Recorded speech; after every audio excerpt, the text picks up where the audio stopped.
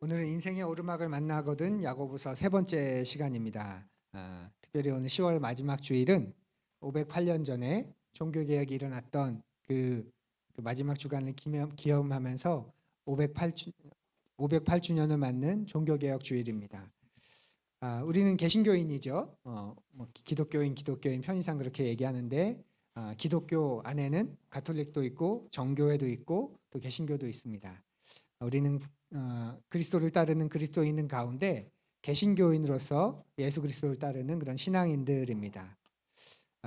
우리에게는 개교회주의가 너무 강해져서 이제는 자기 교회만 아는 개교회주의가 너무 강해져서 개신교 또 종교개혁주의 그러면 크게 의미 있게 두지 않습니다. 우리 교회가 중요한 거지, 내가 다니는 교회가 중요한 거지, 그런 개교회주의가 너무 강합니다. 그런데 종교개혁주의는 우리의 뿌리가 어디에 있는지를 다시 돌아보게 합니다. 내가 어디서 왔는가, 우리가 어디서 왔는가. 이단의 공통된 특징은 중간이 뿌리가 없습니다. 하나님으로부터 직통 계십니다. 자기 혼자만 있습니다. 500년에 나타난 이단이건 1000년에 나타난 이단이건 지금 2025년을 나타난 이단이건 뿌리가 없습니다. 하나님 그리고 살아있는 메시아라고 말하는 자기, 그 사이에는 아무것도 없습니다. 그래서 뿌리를 안다는 건 내가 누구인지를 건강하게, 우리가 누구인지를 건강하게 아는 것이지요. 그리고 우리가 뿌리를 알 때 하나님의 큰 역사 안에서 우리가 한 부분이라는 것, 우리가 한 역할을 하고 있다는 것, 우리가 한 흐름 안에 있다는 것, 그것을 알고 또 감사하게 됩니다. 역사를 알 때 우리는 유산을, 또 신앙의 유산을 소중히 여길 수 있고 또 신앙의 유산을 계속 이어갈 수 있게 됩니다. 10월 마지막 주일 508주년을 맞는 종교개혁 주일 앞에서 내가 개신교인인 것, 그리스도를 따르는, 오직 믿음으로 구원을 얻고 그 주님을 닮아가는, 그리고 다시 오실 주님을 기다리는 그리스도인, 개신교인이라는 걸 우리의 정체성을 다시 한번 확인하면 좋겠습니다. 야고보서 이제 1장 1절과 2절에서 4절까지 두 번에 걸쳐서 지난 시간 살폈고요. 오늘은 이제 5절부터 11절까지의 말씀을 볼 텐데요. 혹시 오르막길이라는 노래 아세요? 오르막길. 인생에서 만나는 시련의 순간, 그걸 오르막길이라고 비유해서 부른 노래입니다. 그 오르막길 같은 시련 앞에서 함께 그 길을 걷게 되는 사람에게, 부부일 수도 있고 연인일 수도 있고 또 함께 그 길을 걸어가는 동지일 수도 있겠죠. 그 사람에게 담담히 위로의 말을 전하는 그런 노래입니다. 오르막길을 피할 수는 없으니까 우리 함께 잘 걸어보자, 그런 위로인데 가사를 한번 들어보십시오.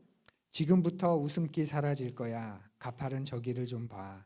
그래, 오르기 전에 미소를 기억해 두자. 오랫동안 못 볼지 몰라. 완만했던 우리가 걸어온 길은 달콤한 사랑의 향기.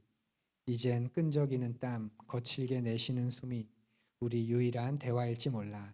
오르막길을 걷는다는 게 어떤 건지 느껴지죠? 그러면서 후렴은 이렇게 노래합니다. 사랑해, 이 길 함께 가는 그대, 굳이 고된 나를 택한 그대여. 거친 바람이 불 때만 저 먼 풍경을 바라봐. 올라온 만큼 아름다운 우리 길. 기억해, 혹시 우리 손 놓쳐도 절대 당황하고 헤매지 마요. 더 이상 오를 곳 없는 그곳은 넓지 않아서 결국엔 다시 만나 오른다면. 인생의 오르막길을 올라본 사람들이라면 공감할 만한 노래입니다. 그런데 노래 가사 가운데 올라온 만큼 아름다운 우리 길이라는 구절이 제 마음에는 참 많이 와닿습니다. 올라온 만큼 아름다운 우리 길. 걸어 올라갈 땐 한 번도 아름답다고 생각해 본 적이 없습니다. 오르막길을 걸어서 올라갑니다. 시련을 걸어갑니다. 시련과 시험을 겪으면서 한 번도 이게 아름답다 그렇게 생각한 적이 없습니다. 오히려 어떤 생각이 나죠? 언제쯤 끝날까? 얼마나 더 가야 할까? 그런데 다 오르고 난 다음에 뒤돌아 그 먼 풍경을 바라보니 아름답다. 내가 걸어온 저 길, 헤쳐온 저 길, 참 아름답다.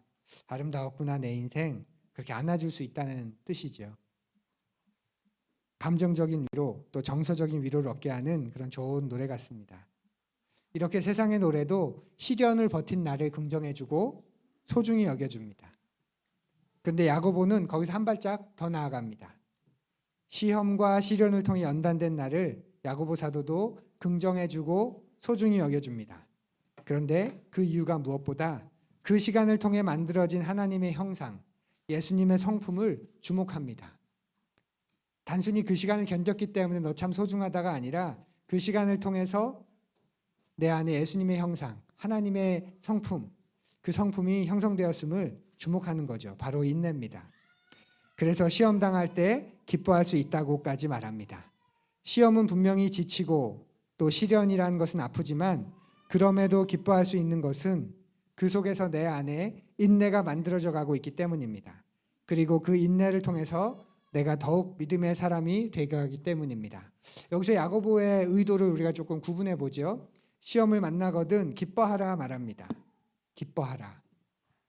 근데 기쁨이라는 것하고 즐거움, 재미라는 것하고는 우리가 좀 구분해야 됩니다.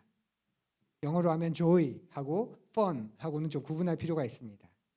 야고보 사도는 기뻐하라, joy에 대해서 말하고 있는 것이지 fun, 재미있어 해라 그렇게 말하는 건 아닙니다. 그러니까 우리는 이 말씀을 부담스럽게 여기는 이유 가운데 하나가 이 개념을 조금 혼동해서 그럴 수 있습니다. 시험을 만나거든 기뻐해라, 시험을 만나거든 재밌어 해라. 그런 기쁨, 재미로 나타나는 기쁨, 그런 기쁨을 떠올릴 수 있는데 야고보 사도는 그렇게 말하지 않습니다. 즐겁지 않고 재밌지도 않지만 기뻐할 수는 있는 거죠. 예를 들면 장례식을 한번 떠올려 보십시오. 장례식에 갔습니다. 가까운 이가, 사랑하는 이가 돌아가셨습니다. 그런데 그렇게 슬퍼하고 가슴 아파하고 안타까워하면서도 돌아 나오며 가슴 한켠에는 기쁨이 있죠. 그죠? 천국에 대한 기쁨, 다시 만나게 될 것에 대한 소망과 기쁨. 근데 그 장례식장에서 재미있어 하면 어떻게 될까요? 그건 정신 이상한 거죠. 야고보 사도는 그 말을 하는 거예요. 시련 속에서 재미있어 해라, 뻔해라. 그 시련을 뻔히한 것으로 여겨라가 아니라 분명히 힘들고 아프고 바닥까지 내려가는 듯한 상실감도 찾아올 거고, 하지만 그래도 그 한켠에서는 그렇게 해서 만들어질 나의 온전함, 그렇게 해서 일어날 그 변화, 그것을 기뻐하고 하나님이 거기서 끝이 아니다, 하나님의 손이 거기서 끝나지 않았다 하며 기대하라는 그런 뜻입니다. 야고보 사도의 1절부터 4절까지를 다시 한번 정리하면 이런 겁니다. 믿음의 사람은 시험을 통해 믿음이 연단되어 갑니다. 그리고 연단될수록 어떻게 되죠? 정결해지고 신실해진다는 거죠. 내가 정결하지 않다, 나에게 신실함이 없다, 그 말은 다르게 보면, 바꿔서 보면 연단의 시간이 많이 부족했다, 그렇게 볼 수 있습니다. 연단의 시간을 주셨지만 그때마다 그걸 연단의 시간으로 사용하지 않고 하나님을 번번이 놓치고, 그러다 보니 정결함과 신실함을 놓친 거죠. 정결함과 신실함은 하루아침에 한순간 위에서 떨어지는 게 아니라 연단 속에서 이루어져 가는 일입니다. 그러면서 야고보 사도는 우리가 그럴 때 대범한 그리스도인이 된다. 지난주 저의 표현으로는 귀가 부드러운 그리스도인, 귀가 꽤 두꺼운 그리스도인, 신실함으로 하나님을 대하게 되어가니 웬만한 소리나 말에는 휘둘리지 않는 그리스도인이 되어간다고 이야기 나눴습니다. 그렇게 인내라는 것, 여러분과 제게 수동적인 삶의 행동이 아닙니다. 인내하라고, 견디라고, 참으라고, 아무것도 하지 말라고, 우리에게 인내는 아무것도 하지 않는 게 아닙니다. 그게 야고보 사도의 맥락입니다. 인내는 가장 능동적인 그리스도인의 모습이라고 말합니다. 왜냐하면 인내는 뭔가를 만들어내기 때문에 그래요. 창조적인 행동이기 때문에 그렇죠. 인내가 뭘 만들어낼까요? 인내가 하나님의 자녀의 형상을 만듭니다. 그래서 인내가 자랄 때 사랑이 자라고, 인내가 자랄 때 믿음과 소망이 자랍니다. 시간을 거치지 않은 사랑, 시간을 거치지 않은 믿음, 시간을 거치지 않은 소망, 시간을 거치지 않은 온전함 없습니다. 따라해 볼까요? 시간을 거치지 않은 온전함은 없다. 여러분만 시작. 온전함이라는 게 툭 떨어지면 좋겠죠. 시간 속에서 이루어가는 겁니다. 그게 인생입니다. 뜸들이고 익어가는 시간이 없이는 무르익지 않는 거죠. 왜냐하면 인생은 대부분 관계이기 때문에 그렇습니다. 하나님과의 관계, 나와 내 자신과의 관계, 나와 다른 사람과의 관계, 나와 이 창조 세계와의 관계, 인생은 대부분 관계입니다. 관계이기 때문에 관계라는 건 찍어낼 수가 없죠. 관계는 처음부터 다 된 완성품으로 존재하지 않습니다. 그래서 시간이 필요한 거죠. 봄이라는 시간, 여름이라는 시간, 가을이라는 시간, 또 겨울이라는 시간. 그 시간은 다른 말로 이야기하면 연단을 의미합니다. 믿음의 시련, 믿음의 시험. 그런 연단 속에서 관계는 온전해지고 그러면서 점점 더 무르익어 가는 거죠. 그래서 야고보 사도는 인내가 여러분과 저를 온전히 만들어준다고 강조했지요. 여러분은 인내력을 충분히 발휘하여 조금도 부족함이 없이 완전하고 성숙한 사람이 되십시오. 인내 안에서 믿음의 연단이 만들어낸 인내 속에서 우리가 온전하고 부족함이 없고 성숙한 사람이 되어간다고 말합니다. 그런 야고보 사도가 오늘 5절부터는 시험을 이기는 방법 두 가지를 말해줍니다. 시험과 믿음의 시련을 통해 우리가 연단되고 그때 인내가 맺히고 그러기 위해서는 우리가 시험과 믿음의 시련을 이겨내야 하는데 그 시험과 믿음의 시련을 어떻게 잘 통과할까, 이겨낼까 그 두 가지 방법, 그 방법을 말합니다. 바로 지혜를 구하는 기도, 말씀을 듣고 순종하는 것입니다. 기도와 말씀 이 두 가지가 시험과 믿음의 시련 가운데 있을 때 우리가 반드시 붙잡아야 할 두 가지라고 말해줍니다. 오늘은 그 가운데서 기도에 대해서 우리 함께 살펴보려고 합니다. 오늘 말씀을 우리 함께 읽지요. 야고보서 1장 5절에서 11절까지의 말씀을 우리 앞을 보며 윤독합니다. 여러분 가운데 누구든지 지혜가 부족하거든 모든 사람에게 아낌없이 주시고 나무라지 않으시는 하나님께 구하십시오. 그리하면 받을 것입니다. 조급하지 말고 구해야 합니다. 의심하는 사람은 마치 바람에 밀려 출렁이는 바다 물결과 같습니다.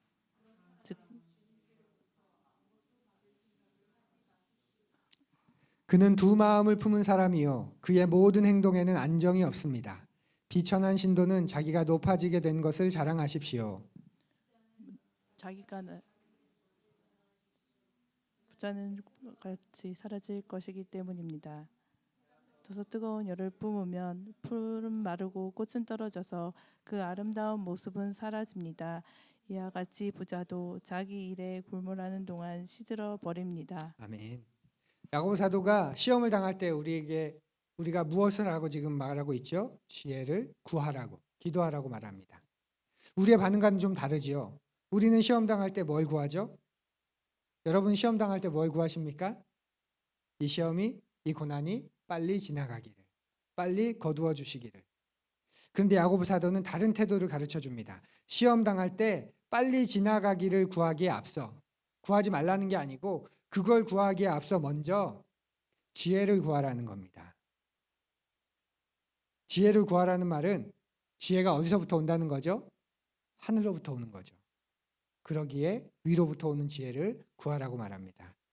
우리가 흔히 말하는 그런 지혜와는 좀 다르겠지요. 우리는 뭔가 시험을 받을 때, 시련이 있을 때 그때 우리는 그 시련은 부족함 때문이라고 생각합니다. 그래서 그것만 채워지면, 그것만 넉넉하면 이 시련은 사라질 것이다. 이 시험은 사라질 것이다. 그렇게 생각합니다. 대부분 우리가 느끼는 시험, 시련은 어떤 겁니까? 건강의 시험, 시간의 시험, 능력의 시험, 또 돈의 시험 그런 거죠.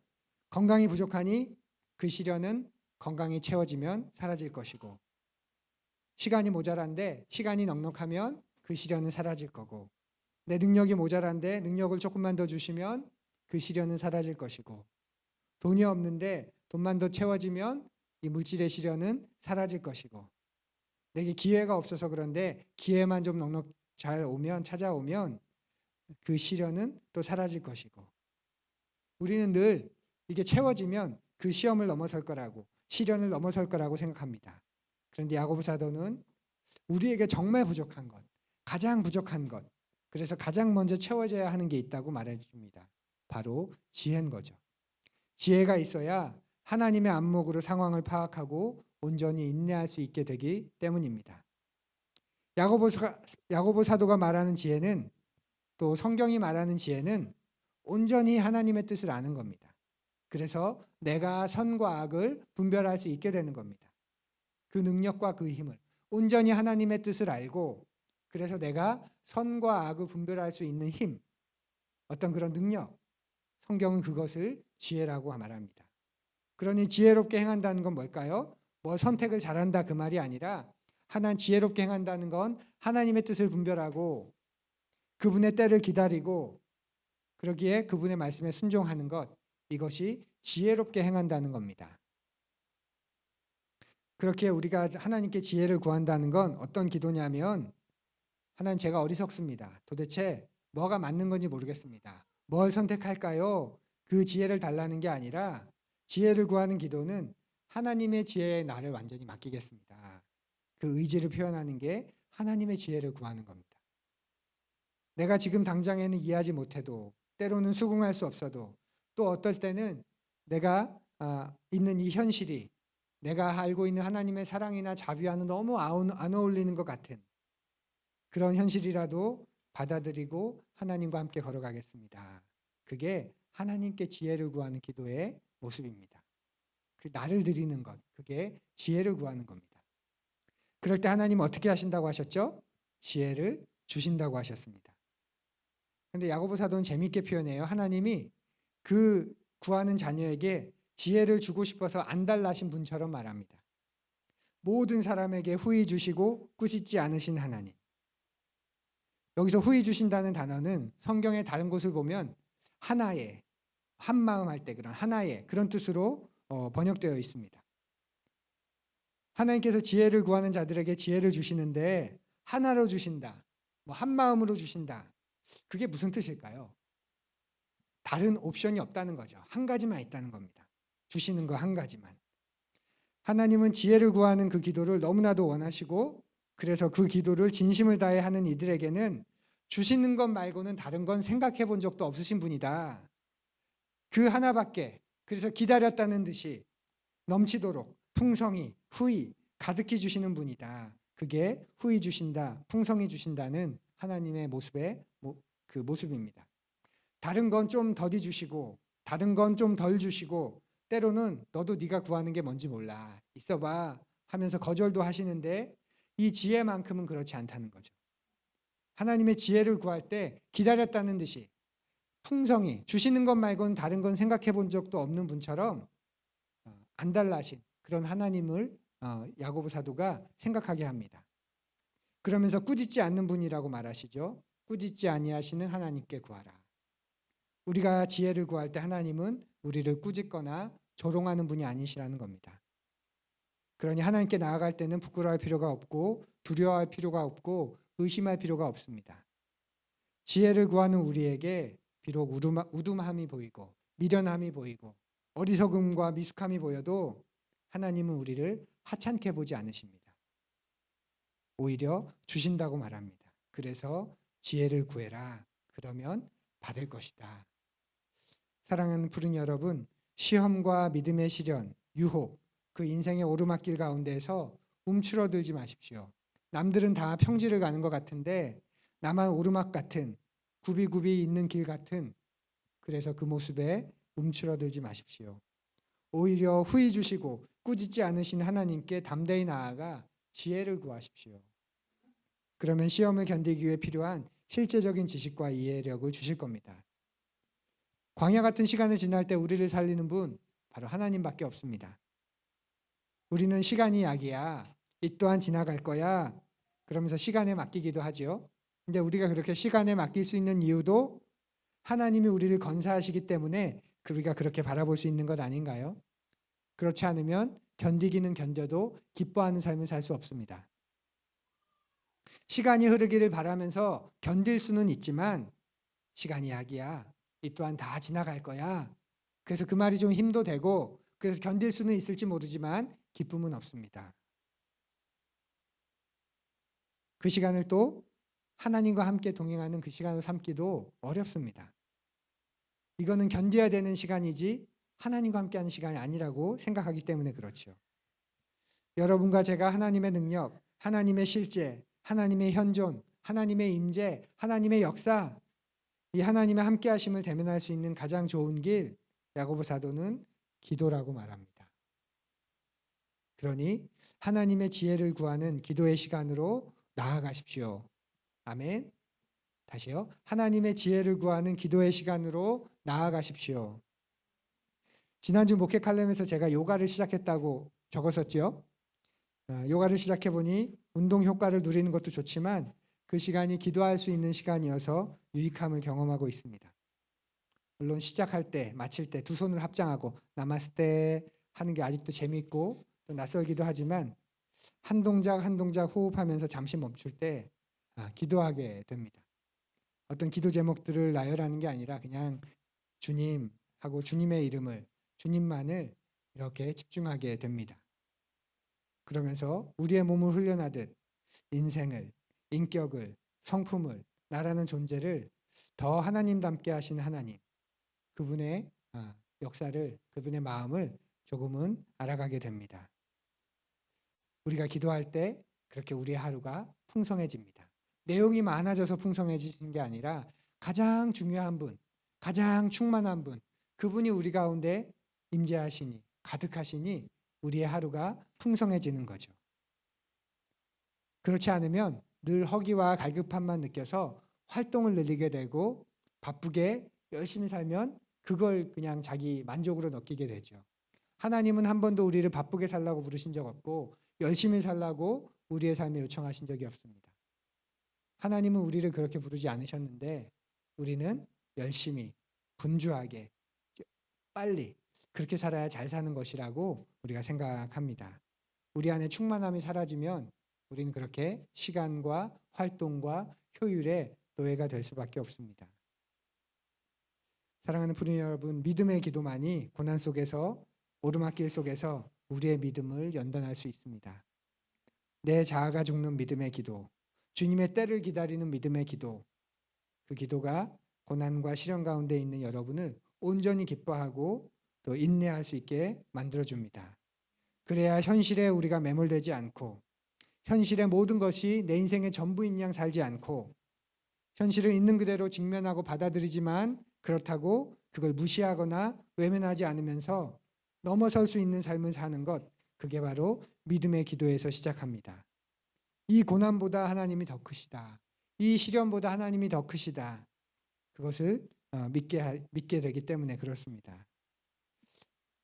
사랑하는 부인 여러분, 여러분과 저는 기다림의 사람입니다. 따라해 볼까요? 그리스도인은 기다림의 사람이다. 네, 여러분만 시작. 네. 모든 게 엉망이 된 것 같은 때도, 하는 게 술술 잘 풀리는 때도, 시련과 어려움이 닥쳐서 어찌할 바를 몰라서 화가 날 때도, 또 의욕이 넘쳐서 내가 뭘 하든지 다 될 것 같고 또 다 잘할 것 같은 그런 순간에도 그리스도인은 잠시 멈춰서서 하나님께 묻고 듣는 사람이 그리스도인입니다. 식상한 표현이지만 하나님이 우리 인생 모든 문장에 주어가 되시도록 하는 것, 그 사람이 바로 그리스도인입니다. 그렇기 위hen 잠시 멈춰 설 줄 알아야 하고 기다릴 줄 알아야 하죠. 그렇게 우리에게 기다림은 가장 적극적인 순종입니다. 하나님의 때가 이를 때까지 하나님과 함께 걸어가는 평안의 기쁨을 누리십시오. 그러기 위해 지혜를 구하십시오. 그 기도가 여러분을 살리고 여러분을 만들어갈 것입니다. 하나님은 그 지혜를 주시려고 안달나신 분입니다. 주는 것 외에는, 넘치도록 주시는 것 외에는 다른 건 생각해 본 적도 없으신 그런 분이십니다. 그러니 시험과 시련 속에서 하나님의 마음, 하나님의 뜻을 구하는 기도를 드리시기 바랍니다. 그런데 무엇보다 믿음으로 구하라고 말하죠. 우리 야고보 사도의 권면을 우리 함께 읽어볼까요? 시작.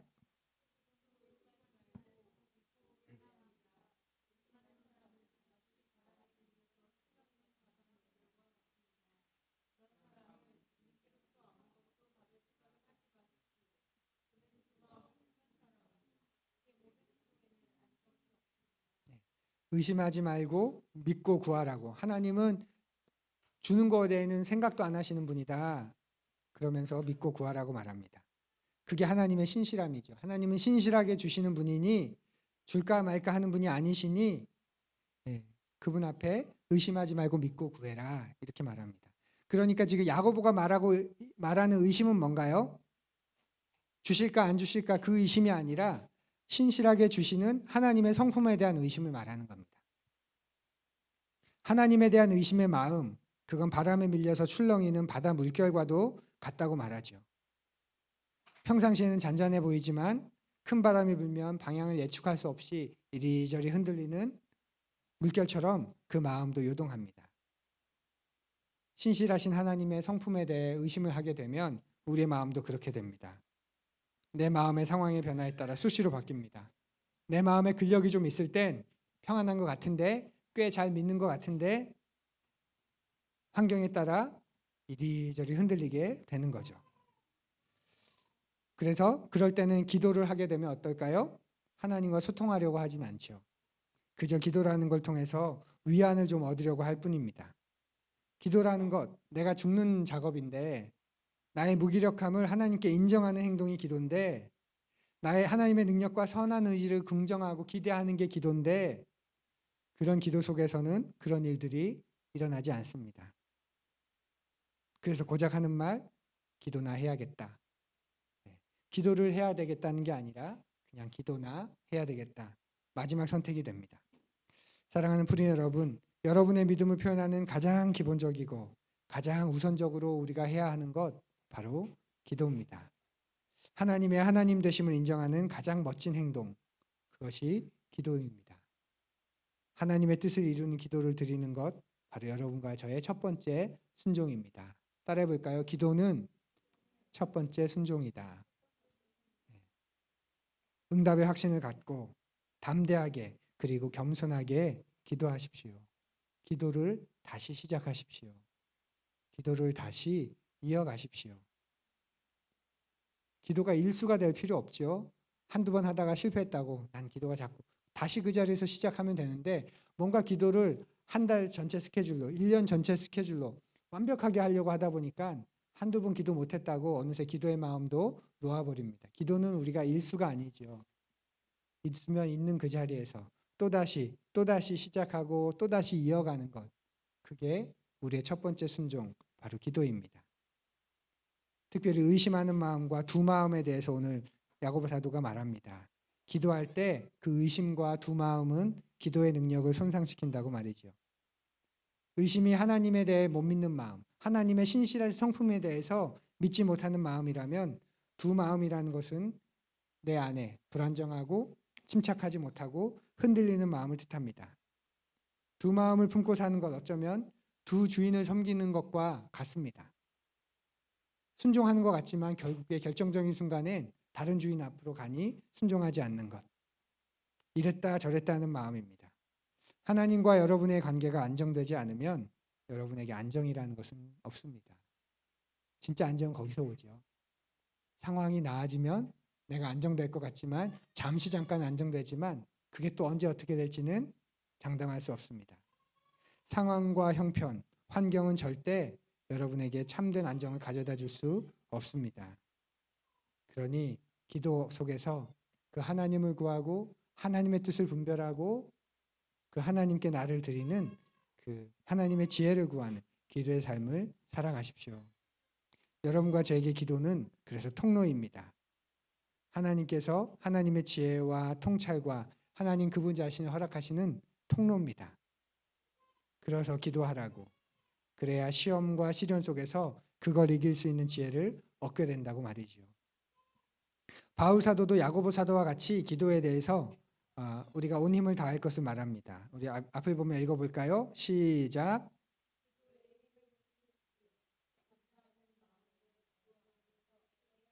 네, 기도에 힘을 쓰라. 힘을 써라. 기도는 힘을 써야 한다는 거죠. 기도는 힘 써야 한다. 어떤 걸까요? 통성으로 부르짖으며 기도한다.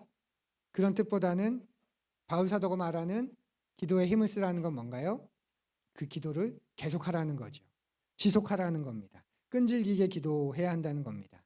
쉽게 낭망하고 쉽게 낙심하고 기도하는 거 쉽게 포기하지 말고 계속해서 끈질기게 꾸준히 기도하라. 그게 기도에 힘쓰라는 말의 뜻입니다.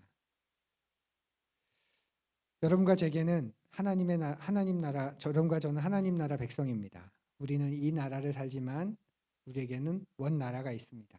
진짜 고향이 있고 진짜 고국이 있습니다. 우리의 진짜 시민권이 있는 나라가 있습니다. 그런 우리가 이 세상에서 지금 살고 있습니다. 그곳에서 장차 완성될 하나님 나라를 기대하며 삽니다. 그런 우리에게 가장 필요한 것 바로 기도입니다. 기도를 통해 깨우쳐 주시는 지혜라고 야고보 사도가 권면합니다. 기도를 소홀히 한 채, 기도를 잊은 채, 기도를 뒤로 물러둔 채 신앙생활을 절대 잘해낼 수 없다.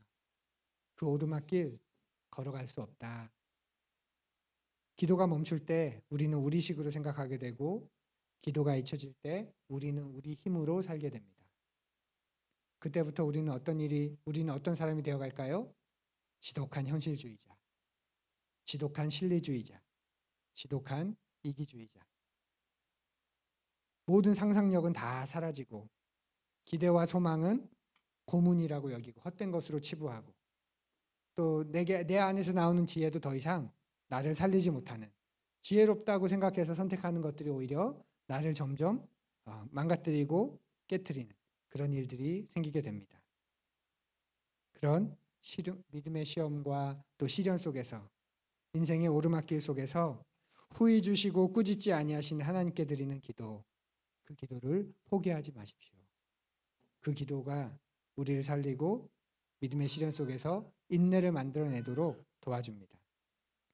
기도 가운데 부어주시는 지혜로 이 시대를 분별하고 나 자신을 바로 알고 또 하나님께서 펼쳐가시는 이야기를 기대하면서 함께 걸어가는 주님의 동역자 또 우리 푸른 이들이 되시기를 간절히 바랍니다. 우리 함께 찬양하고 주님 앞에 다시 기도의 이야기를 이어가겠습니다. 다시 기도를 써가겠습니다. 우리 그런 다짐하며 기도하면 좋겠습니다.